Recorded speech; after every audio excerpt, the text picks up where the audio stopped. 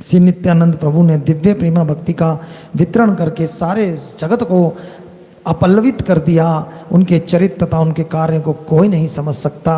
अद्वैत आचार्य गोसाई भक्त अवतार, कृष्ण अवतार अकेले भक्ति रे प्रचार।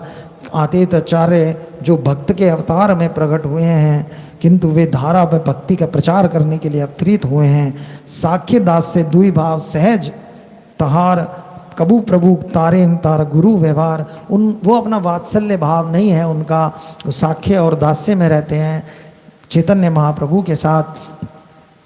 लेकिन चैतन्य महाप्रभु उनके साथ गुरुजन के जैसे व्यवहार करते हैं, क्योंकि वो बड़े हैं और माधवेंद्रपुर जी के शिष्य हैं और उनके गुरु के समकक्ष हैं वो। इसलिए श्रीवासादि यत महाप्रभुर भक्तगण निज निज भावे करें चैतन्य सेवन। श्री चैतन्य महाप्रभु के सभी भक्तगण, जिनमें श्रीवास ठाकुर प्रमुख हैं, अपनी अपनी भावपूर्ण मनोदशा से महाप्रभु की सेवा करते हैं।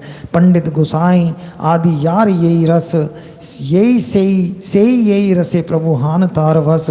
गदाधर पंडित, स्वरूप दामोदर, रामानंद राय, रूप गोस्वामी आदि 6 गोस्वामी अपने अपने दिव्य रसों में स्थित होकर महाप्रभु की दिव्य रस की में उनकी सेवा करते हैं। तिहा श्याम वंशी मुख गोप विलासी, ई गोर कभी दुज कभी दास सन्यासी।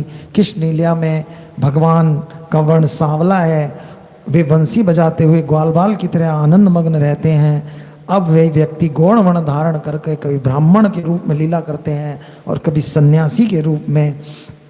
अतएव आपने प्रभु गोप भाव धरी, विजेंद्र नंदने कहे प्राणनाथ करी। इसलिए स्वयं भगवान गोपी भाव धारण करके अब नंद महाराज के पुत्र को अपने प्राणनाथ के, अपने प्रिय पति के रूप में संबोधित कर रहे हैं, क्योंकि राधा रानी के भाव के साथ प्रकट हुए हैं। सेई कृष्ण सेई गोपी परम विरोध, अचिंत्य चरित्र प्रभु अति सुबोध। वही गोपी भाव का प्रदर्शन कर रहे हैं, प्रकट कर रहे हैं चैतन्य महाप्रभु, और वही श्री कृष्ण स्वयं ही हैं। और यही उनकी अचिंत्य शक्ति का प्रभाव है कि दोनों ही घटना एक साथ घट रही हैं।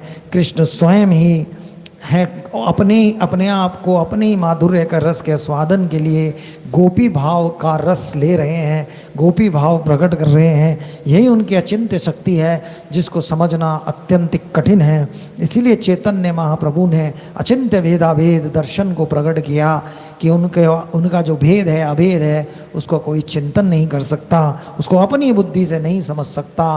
पहले आप भक्ति करो, भाव में आओ, पहले आप साधना करो, फिर धीरे धीरे आपको प्रभु के इस गुण के विषय में पता लगेगा कि वो कैसे हमेशा दो विरोधी भावों को अपने अंदर रखते हैं। यही उनकी शक्ति है, अचिंत्य भेदाभेद दर्शन का यही मूल है। इथे तर्क करी के न कर संशय, कृष्ण अचिंत्य शक्ति यही मत है। इस बात के लिए कोई तर्क नहीं किया जा सकता, ना कोई संशय की आवश्यकता है। कृष्ण की अचिंत्य शक्ति है, यही मत है। अचिंत्य अद्भुत कृष्ण चैतन्य विहार, चित्र भाव चित्र गुण चित्र व्यवहार। अचिंत्य अद्भुत है कृष्ण, उनका चैतन्य अचिंत्य व्यवहार है, और उनका जो भाव है वो विचित्र है, विचित्र गुण है और विचित्र उनके व्यवहार हैं। तार किया नहीं माने यही दुराचार, कुंभी पाकर पचे तार नहीं विस्तार। यदि कोई व्यक्ति इन संसारी तर्कों में उलझा रहता है और इसे स्वीकार नहीं करता, वही कुंभी पाक में उसे पचाया जाता है, उसे पकाया जाता है कुंभी पाक के तेल में।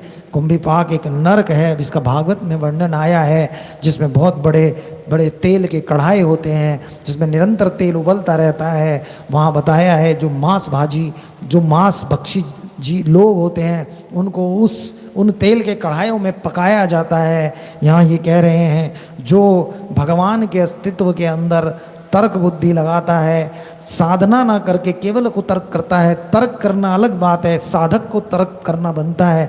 जो कुछ तप कर रहा हो, जो त्याग कर रहा हो, वो तर्क करे तो बात समझ में आती है।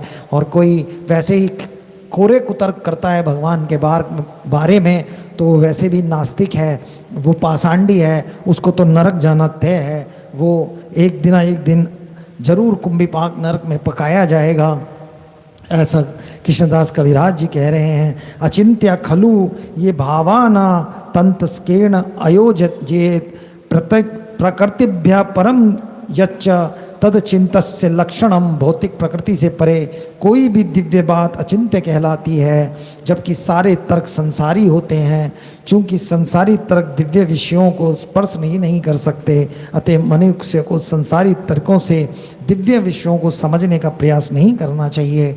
कभी भी भगवान के विषय में कोरे तर्कों से कुतर्कों से नहीं समझा जा सकता, क्योंकि हमारी बुद्धि माइक है और भगवान का विषय दिव्य है। ऐसे ही जब तक आप कठोर साधना करने के लिए तैयार ना हो, अपने जीवन में कुछ त्याग तपस्या करने की भावना ना रखो, तो हम कभी भी भगवान को तर्क बुद्धि से नहीं जान सकते, क्योंकि हमारी बुद्धि पे तो अविद्या का राज है, और अविद्या का अंधकार कभी हमें प्रकाश रूप श्री कृष्ण का के विषय में नहीं जानने दे सकता।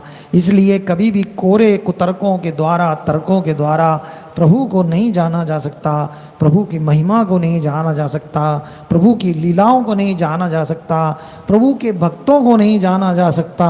भगवान के भक्तों को भी तर्क के द्वारा नहीं जाना जा सकता, बुद्धि से नहीं समझा जा सकता। जैसे भगवान को नहीं समझ सकते, ऐसे भगवान की क्रियाओं को नहीं समझ सकते, उनकी लीलाओं